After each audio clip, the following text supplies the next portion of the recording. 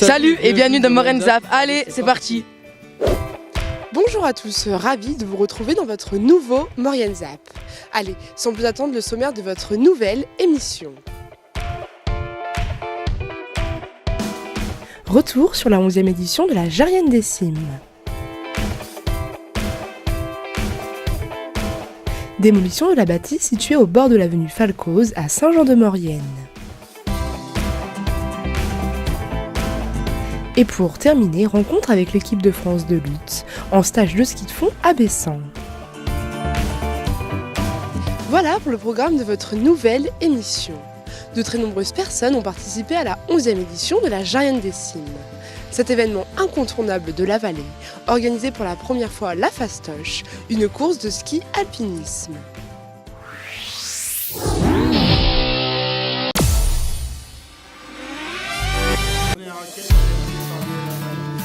Le jour commence à se lever, que des marques étranges ont déjà envahi la neige. Se perdre dans l'immensité blanche, c'est ce qu'a proposé la Jarienne des Cimes du vendredi 25 au dimanche 27 janvier. Plusieurs parcours étaient proposés, à faire en raquette, en ski ou encore à pied. Aujourd'hui, nous vous accueillons sur la 11e édition de cette Jarienne des Cimes pour découvrir, comme chaque année, notre milieu naturel. Cette Jarienne des Cimes consiste déjà à accueillir dès le vendredi tous les scolaires de la vallée. On a commencé donc le week-end par une course de ski alpinisme organisée de main de maître par Maurienne Ski Alpinisme, la section de la Jarienne des Cimes Maurienne.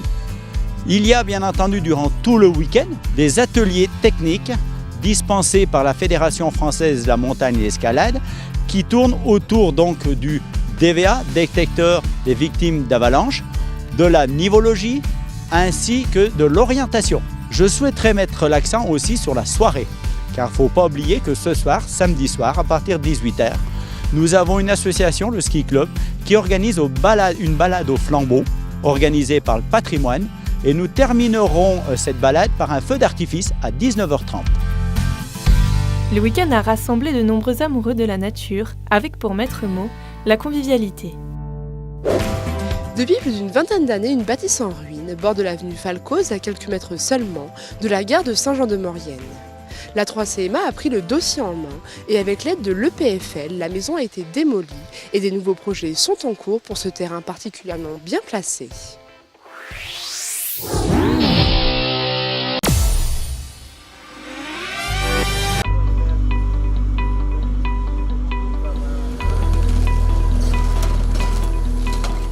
Depuis plus d'une vingtaine d'années, une maison en ruine borde l'avenue Falcoz, à quelques mètres seulement de la gare de Saint-Jean-de-Maurienne.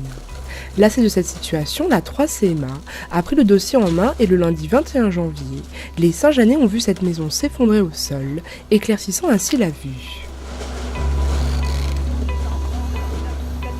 Aujourd'hui, on est ce que les Saint-Jeannais attendent depuis quelques décennies, c'est-à-dire de démolir cette maison, cette ruine qui est au bas de l'avenue Henri Falcoz. Donc ça a pris beaucoup de temps. C'est vrai que la communauté de communes a pris ce dossier en main il y a 2 ans et par l'intermédiaire de l'EPFL, alors c'est un établissement public foncier local qui a porté l'achat de ces 10 000 m², puisqu'il y a 10 000 m² de terrain.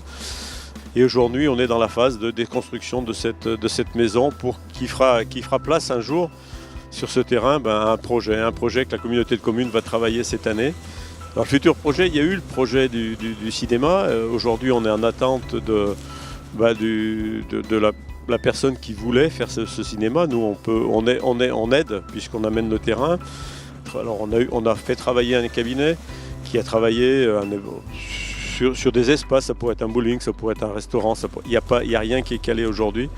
Et le travail de 2019 sera le fait de trouver un projet à cette zone qui finalement est en plein centre de Saint-Jean, entre la future gare TGV, à 2 pas de la gare TGV et à 2 pas du centre-ville. Donc un terrain très, très intéressant pour quelle que soit l'activité qui va y être mise.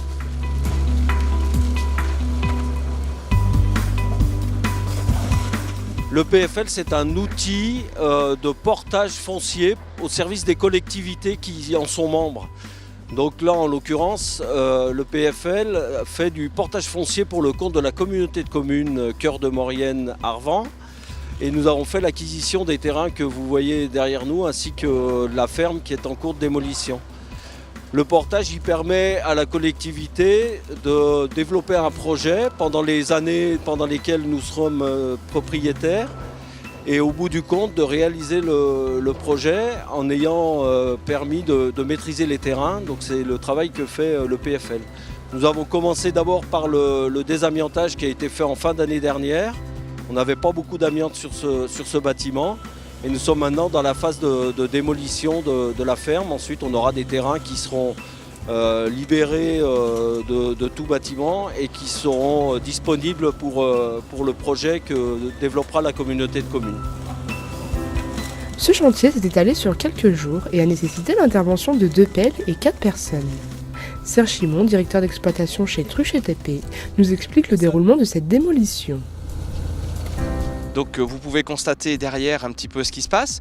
On est en train de procéder à la démolition, donc les travaux se décomposent en 2 ou 3 phases en fonction des bâtiments. Mais là aujourd'hui ça consiste à démolir aujourd'hui le bâtiment du haut vers le bas.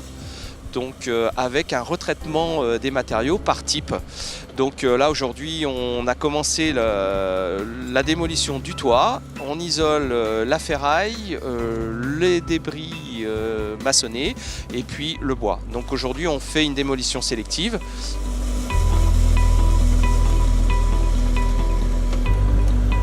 Si vous descendez cette avenue Falcoz, il vous sera désormais possible d'apercevoir au loin le sommet majestueux du Grand Coin.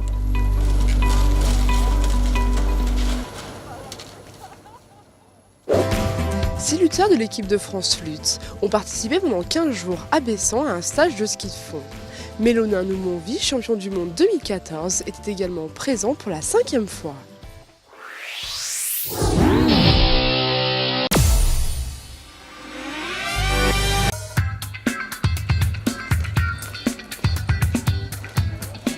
Du 6 au 18 janvier, l'équipe de France de lutte était présente à Bessan pour un stage de ski de fond.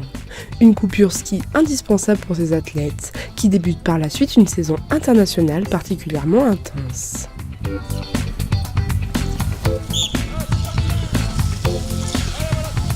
Christophe Guénaud, l'entraîneur de l'équipe de France, nous présente l'exercice du jour. Donc ce matin, ils ont fait un petit tour d'échauffement. Donc on a essayé de trouver une boucle qui correspond à 6 minutes.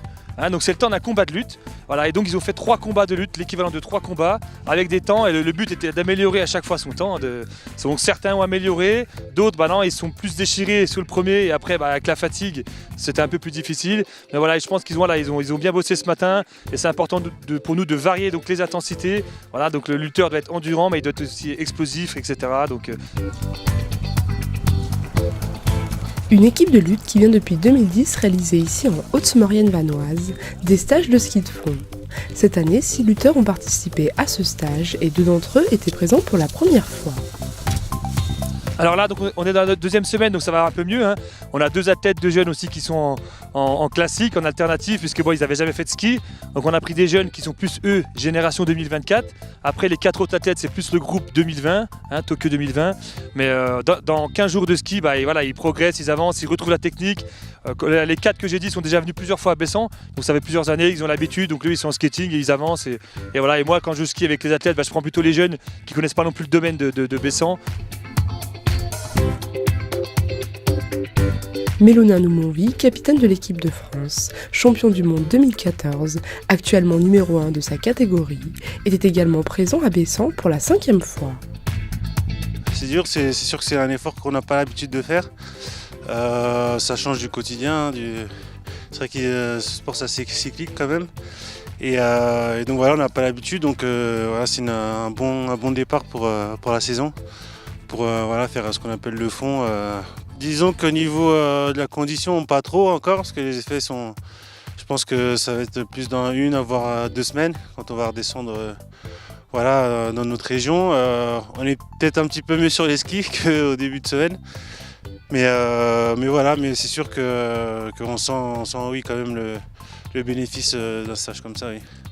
Donc voilà, on a l'habitude un peu de cette station, Bessan, et puis on est toujours bien accueillis. Dès la fin de ce stage, les lutteurs retrouveront les tapis pour de nombreuses échéances internationales. Donc à court terme, à la fin du mois, on a les championnats de France déjà, hein. Donc une première étape. Ensuite, on a les championnats d'Europe début avril, les Jeux européens au mois de juin et les championnats du monde au mois de septembre. Et c'est vraiment l'objectif majeur de la saison puisque c'est qualificatif pour les Jeux olympiques.